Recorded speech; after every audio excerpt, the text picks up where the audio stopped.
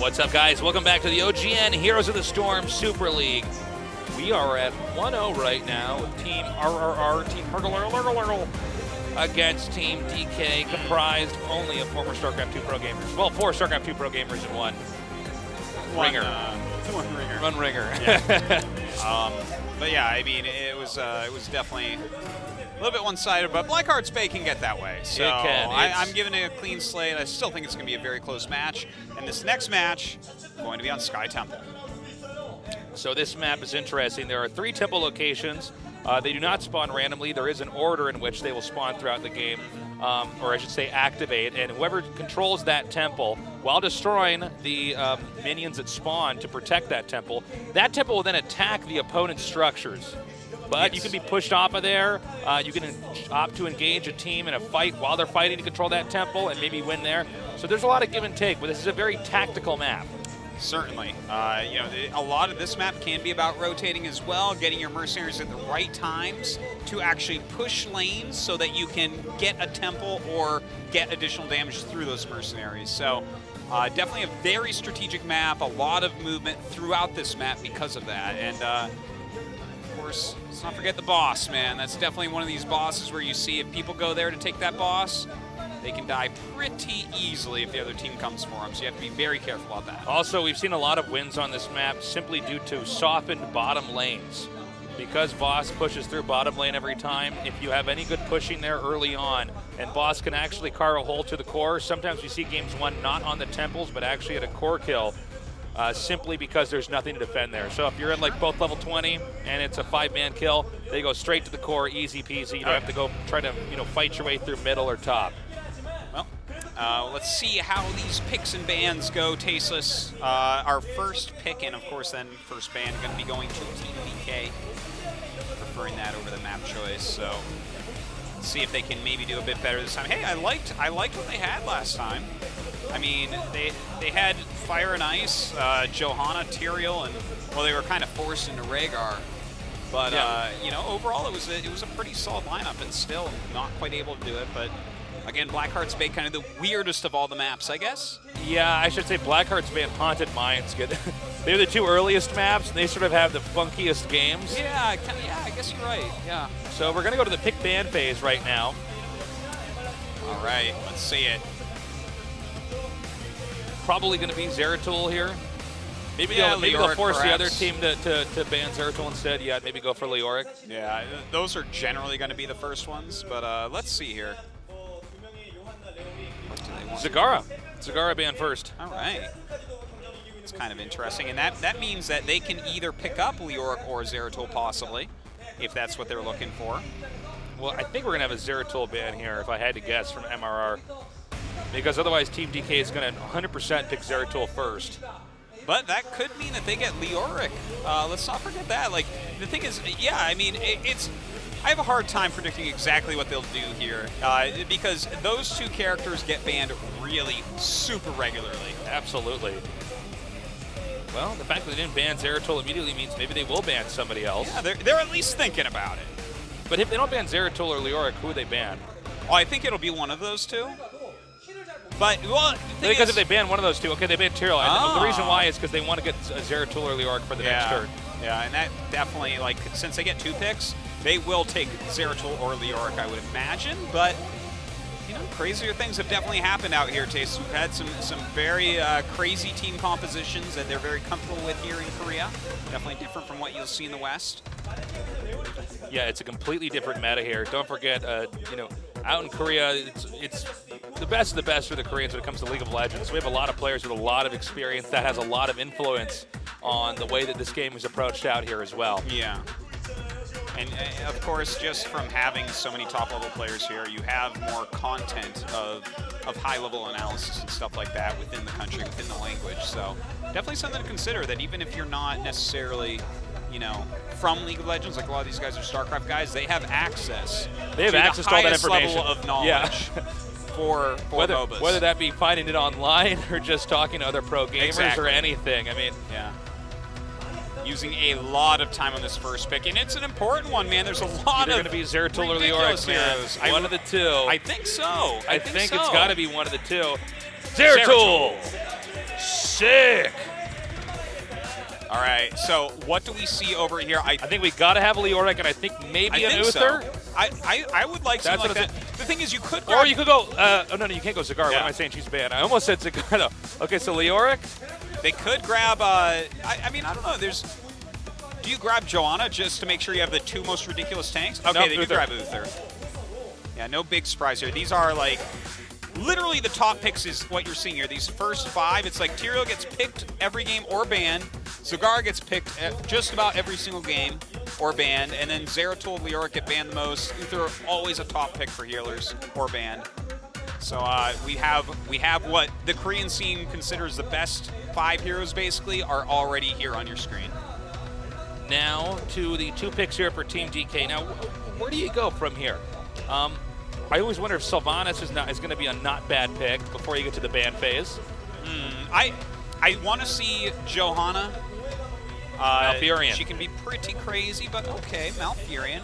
Well, I guess they have to get the support on their lane, right? They don't want the ban because their opponents would ban Malfurion, which would force a Rhaegar here. Yeah, that's true. And they had Rhaegar last time. We saw some missed Ancestrals. Rhaegar, sometimes not valued as highly as Malfurion out here. Yeah, and I think not valued as highly as Uther as well. And so they go for a solid tank and Nubarok, get that stun in there. That combo as well with Malfurion as well.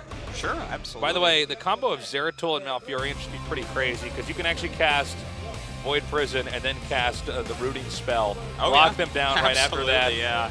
And so I wonder if they're going to counterpick Jaina here. Oh, could be. Could be. They have to do their bans, so let's see what they want to get rid of. They have to Banning look at that and Jaina. saying, There we go. Yeah, that's a good call there. Because I think if you have Jaina with Team DK, that's like the most lethal combo you can have. Yeah, It's those 3 heroes together. If Blizzard lands on that wall, it's rooted after a VP. Yeah, that's it. Okay. That's it. And Kel'Thas banned over here by Team DK. All right, that's Again, our the team big of ranged mages right there. Yeah. Will we see Vala picked up very quickly? We've seen a lot of Sergeant Hammer popping up in Korea as well. She did just get a big buff in this last patch. MRR going to have to pick their next 2 heroes. Let's think here. I guess you might grab Vala here and possibly Arthas. Arthas always picked somewhere in the later part, so there's Vala. Yeah. All right, what will this next pick end up being? I think that they might pick up another tank, as you're saying. A Muradin, I think, would be perfect here. I would I mean, Reverberation against Zeratul can be very good. He's a great tank still, definitely a top-tier tank. But let's see what they want. Arthas, as you said, Tace, is super popular out here. He's normally one of these picks I think if he's not picked here, I think he'll be picked on Team DK. Definitely could be. He's right about like top 12. There he is, Arthas. Okay, Arthas. And now back over here to Team DK. Now let's look at what they got already. They got the Assassin, they got the Support, and they got a solid Warrior class. So the next, I guess they would have to have some kind of a second Warrior introduced into here. And a range damage, you would imagine. I think Johanna's picked. We definitely could see Johanna here. You think they could even put Raynor in this? We haven't seen many picks on Raynor. I would be pretty surprised to see Raynor. I think a Sergeant Hammer could be picked here, possibly. There it is. There it is. It's gained a lot of popularity since that patch that just came out, guys, with Karazim in it. Sergeant Hammer getting a nice big buff. And this last one, I think it has to be a second warrior. I think it has to be. So I think you just go with Johanna. This is one of these games where Johanna was not picked because the bans were unusual to start. Definitely could be. Well, let's also see here. What's going to combo best with Void Prison? Because this whole thing is going to be centered around Void Prison engagements. What is the actual play here?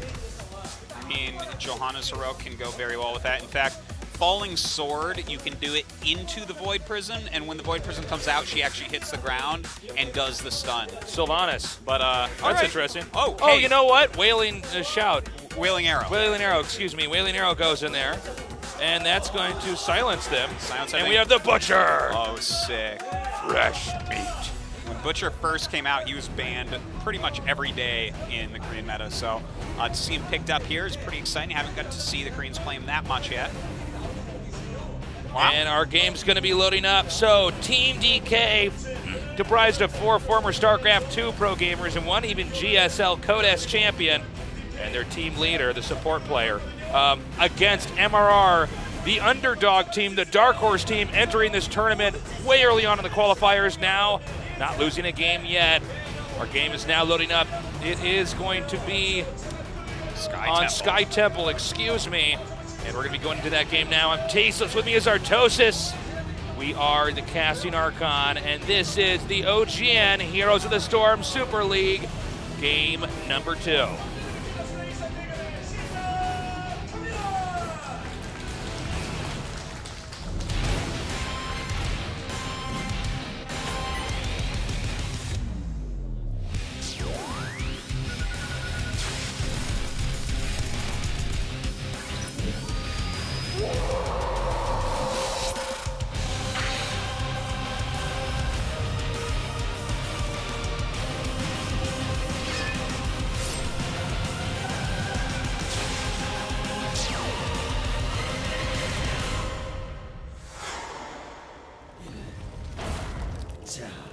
Alrighty, this is going to be a lot of fun, Tasteless. The single tank composition here for Team DK. Exciting to see how that works out for them. Very uncommon to see in Korea. 2 or 3 tanks is more normal. Yeah. But actually, the only times I've seen teams only take 1 tank, they had Zeratul on them. Yeah, I think Zeratul changes everything, because once you get to the roaming phase, punishments are much easier to pull off here. You're going to have to be hyper vigilant about where Zeratul is, especially in the later part of this game on the map. Looks like we have a 3-man push down here, and this makes sense with Sergeant Hammer. This was actually a popular composition very early on in the beta of Heroes of the Storm, with Sergeant Hammer, some kind of support like Malfurion, or Uther sometimes, and then you just have Sylvanas to disable the lane. Yeah, it's lots of times, it's some sort of second lane pusher. We've seen that a lot recently, like this last Saturday, between MVP Black and Snake. We definitely saw a little bit of that, try pushing the lane. And it's still a very powerful way to do it, especially since Sergeant Hammer is as good as ever, or even better. Well, we're going to have the rotation occurring now here. So it's going to be Leoric against Anubarak down here at the bottom. These are pretty much the most independent heroes in the game. You don't need to give them much help. You got Anubarak with an escape. You got Leoric with an escape. Yeah, it's pretty darn hard to kill both those guys for sure. They can lane for days. But in a heads-up battle, Leoric would take him out early on, so might see a little bit of dancing there, but not a very exciting lane to watch. Now, important to note, Anubarak is going to stay here and soak in bottom lane. Both top temple and middle temple activated. They do that every time on this map in this order. And so we're going to have what looks like Team DK capturing top temple here with Sergeant Hammer and Sylvanas. Meanwhile, in the middle, it's going to be Vala and Uther dealing damage over here to the center temple, with Zeratul, I guess, monitoring this would be the best word I could say, surveying the area to monitor the team number. Now notice Malfurion's actually in top lane, and Zeratul's in mid lane. And what they're trying to do is get superior EXP here. Yeah, they're trying to soak experience in every lane while taking the temples. And that's why Zeratul keeps poking up and seeing who's there. He wants to make sure they know where all their opponents are so that they can do things like soak all the lanes, and they don't have to group up to defend a temple. So looks like that was split pretty evenly. And now, as this game goes on, we're going to have, again, the first mercenary camp captured down here by MRR. I believe we saw this last time when it was at level 4 here on the Siege Giants, getting a little bit more push potential there in that lane. Again, Zeratul, the most banned hero in Heroes of the Storm because of Void Prison. So Team DK, if they're going to win, at least, especially with Zeratul here, this would be the game to do it. Certainly. I think Zeratul, so far in Super League, has won all the games he was in. But it's been very, very few. So let's see how they do with him. It looks like we are going to have the Bruiser camp taken first here for Team DK. In the meantime, MRR maybe smelling a little bit of weakness, kind of poking over on those Giants, but not going to be able to steal their opponent's Giants here. Yeah, not going to be able to be able to do anything of the sort. We're getting closer to where the next temple is going to be activated here. Both teams tied right now at level 6, so no, obviously there. It does look like MRR is going to come in here for a possible kill here, and it looks like they're going to try to go for Malfurion, ghosting forward. Very nicely done. A nice trap there by Leoric, a good stun there by Buck on Uther, and that's a nice kill right now. Yeah, and very nicely done there with Leoric just ghosting through that. And now we have Noblesse being picked off here as well as Zeratul. MRR is just everywhere. I mean, these guys just really seem to have a sense of where the heroes are, which ones are the weak ones, which heroes need to come in to get that kill, and how to do it. Absolutely, they're playing just so fantastically so far in this series, but you know what, it's still early. The level lead isn't that big quite yet, and we have a nice push going down here in the bottom where, of course, the next temple is about to start. And this is an interesting temple for this phase of the game, always, because sometimes you'll have to, oh, nicely done. MMR just getting kills left and right here. Making Team DK look like a couple of jobbers. This is crazy. Anyways, back to what I was saying down here at this bottom temple. This temple's kind of crazy because you can get it a lot of times, but you'll also oftentimes see team kills on the way back out if your whole team's down there capturing it. Could be, so absolutely. We'll see how MRR tries to play this after controlling this temple. Looks like they just want to keep Uther down there, keep himself healed while they keep good positioning over here. Leoric, by the way, still at top lane and Butcher at mid to soak for EXP. Yeah, it looks like everyone's really still spread out quite a bit here, and they've got to be careful on who they're keeping down here. It looks like they will go ahead and take this temple for the time being, but Leoric is in that middle lane. A noob up top, so they've just decided to give it up. DK just wants to get the soak all over the place. And MRR is actually going to get the level 10 here, even before the opposing team, Team DK. So off to a really bad start. MRR even in a bigger lead than we saw on the previous map on Blackheart Bay. Yeah, they certainly are. Going to hit 10 first, and of course on 10, that's where you get your heroics, the most important abilities you're going to get all game. So right now, DK can't do anything against MRR unless they're at a big advantage. I think they're actually going to push into bottom down here and take out the first fort. Looks like right now Butcher's going for a Nubarok at the moment, and he's getting really, really low. Looks like Leoric was at Black. Oh! Ghosting forward there with Skeletal swinging to get the kill, but is Butcher going to go down here as well? Zeratul in the chase right now. Zeratul may be taking too much damage. And the slow has been casted, but it's not enough damage. Wow. Oh my God. And he even throws a Divine Shield there on the Butcher, a little bit unsure as to whether or not he was going to live through that explosion. But he does live, so that's a good thing. Wow. Nicely done. Now level 9 to level 11 here. Already Leoric back in the game. You know, one of these heroes that can bounce back from a kill so quickly. Yeah. Still on the map in ghost form. Just slowing the other team down right now. Yeah, he pops back up just so fast that even if you happen to secure a kill on him, which, by the way, is really hard, he's going to be back in that battle in almost no time, really making him such a strong tank pick. And now we have the Siege camp captured down here, the Siege Giants. Going to be pushing into bottom lane. By the way, already the fort has been destroyed down there. Infrastructure so far for MRR is perfectly fine for the state of the game. Right now we do have DK pushing through this middle area. It's pretty even right now. Of course, we do have a little bit of a lead still for MRR, but on the same talent tier, you still can fight. So DK roaming together a little bit. Zeratul, of course, kind of off on his own, keeping track of where their opponents are and trying to get a little bit more experience. Coming down now is going to be Team DK. They just need to try to take out this lane, get a counter push going. Meanwhile, up here at the top center, actually diving in. Zeratul probably going to have to blink out here, but that should expose the fort up here to being destroyed. Yeah, they're going to have to kill that wall and get out of there, though, just in case their opponents are coming up. And oh my God, yeah, he's trying to get This is actually happening. Uther trying to chase down Zeratul, but, you know, oftentimes this is a chase that you're not going to end up winning. Well, they still might be able to do it. They're in hot pursuit right now. Zeratul will actually go into the bush now, rotating through this lane in the center. Arthas, though, might be able to come in here and root him. Maybe. No, looks like he's going to just turn around, clear out this lane a little bit. In the meantime, we do have DK pushing that bottom lane really strong. And as you were talking about before, that bottom lane, the Giants are there as well as the boss. So pushing that lane heavily definitely can help you to swing a game back in your favor if you get a team kill. And now coming down here. Oh, they're going to get Zeratul. You know what they're doing? They're disabling Zeratul. They're actually in constant pursuit of him to make sure that they never end up getting that Void Prison off. And the longer this game goes, every time Zeratul is killed, the longer Zeratul is not a participant in this game. And without Zeratul, this team overall is probably going to be much weaker against a team of MRR. Oh, man. Right now we do see actually Crazy moving down here on the Siege tank. Never getting picked off. Was left behind by his teammates. It's like nowhere to go, nowhere to hide. Yeah, that was a tough one.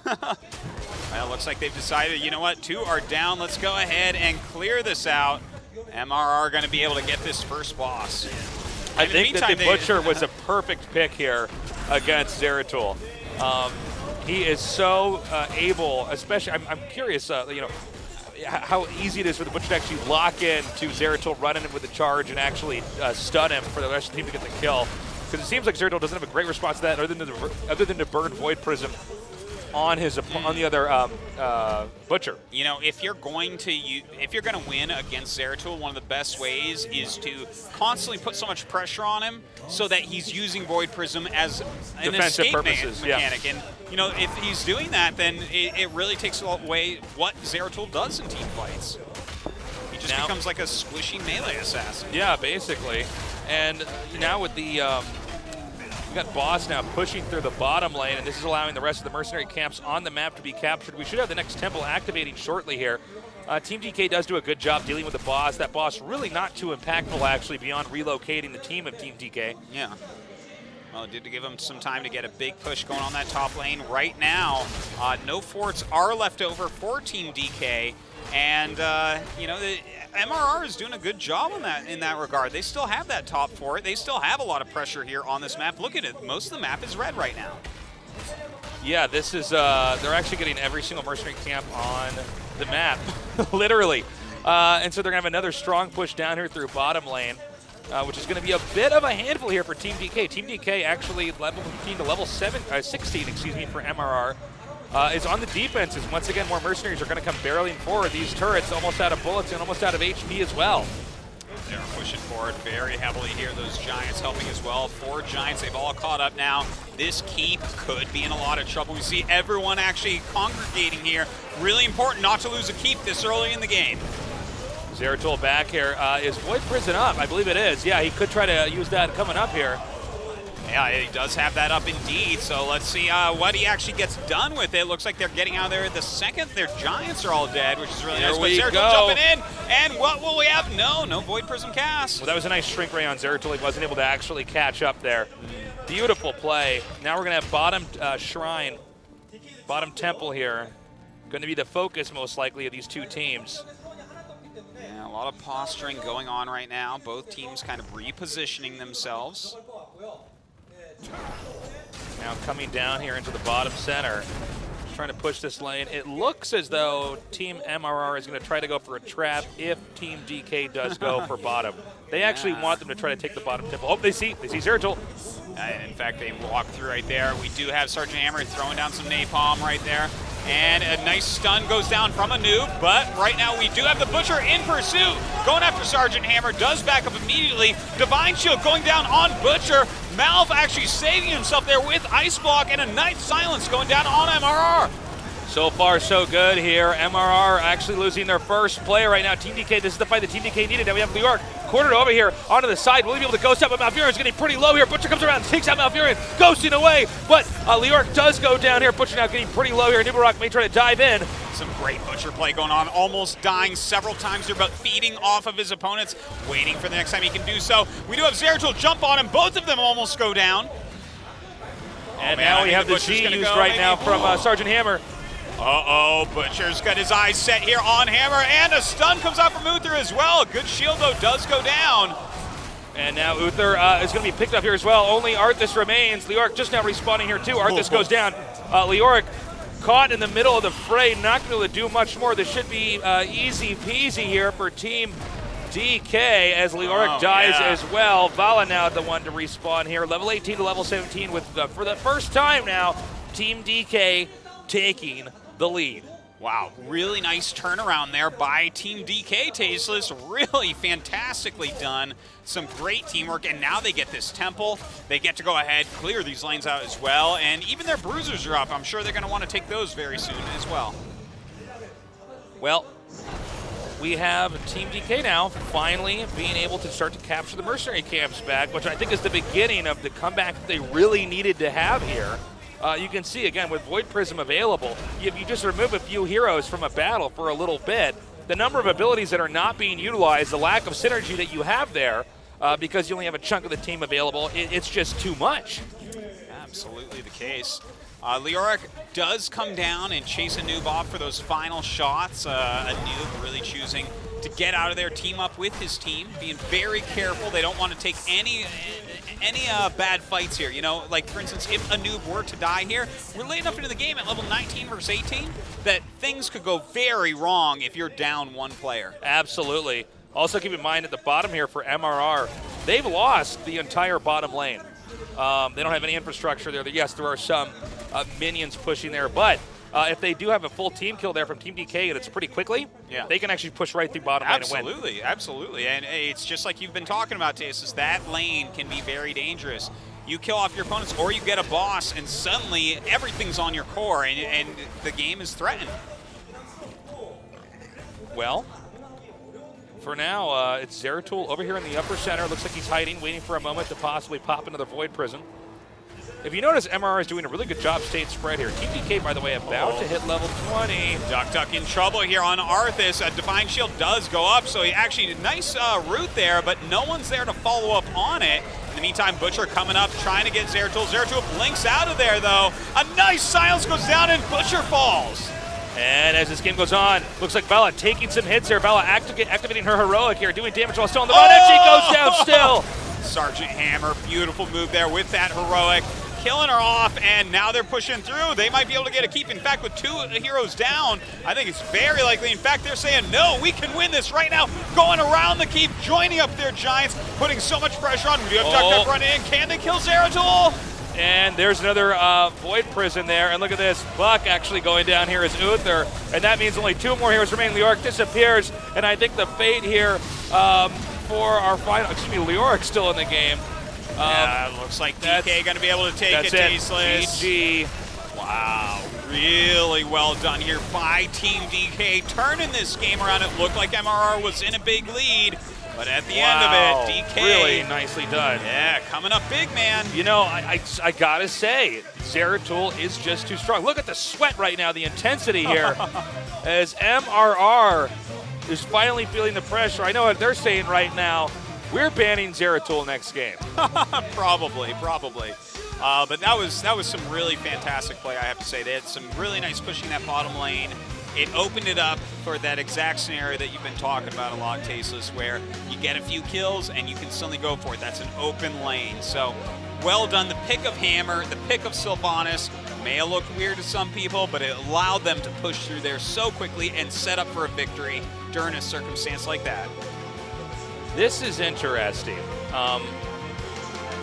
We're finally having a close match. We get to cast this game. Indeed. Can DK keep it up? I gotta say, MRR looked really good at the start. They really knew that they had to keep the hunt on Zeratul. Problem was there were moments when Butcher would get in there and be ready to engage, and you want to combo that heroic ability doing the burst damage from Butcher to connect that as his charge hits with Zeratul. That was all beautiful, but well, hold up. Let's just go ahead and go to the replays, and I'll talk about this. Indeed. You see, there were definitely some nice early moves here. Of course, Vala is going to be able to take out Sylvanas and things like that. The Butcher dealing huge amounts of damage early on. And, of course, Leoric there. Oh, man, that's right when they hit 10 before their opponents, really utilizing those heroics. The problem was it was a bit of a trade, actually. Yeah.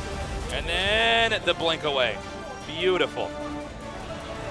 And you see Shrink time Ray and here. again, they were just trying to take out Noblesse, who's playing on Zeratul I love there. they're using Shrink Ray to cast on Zeratul here, because Zeratul, it takes him longer to cloak. Once he has to be Shrink Rayed, and then that's like being hit again. He has more time, he has to run from it. It slows you down so much, slows your damage down as well. Yeah. It can be a great move indeed.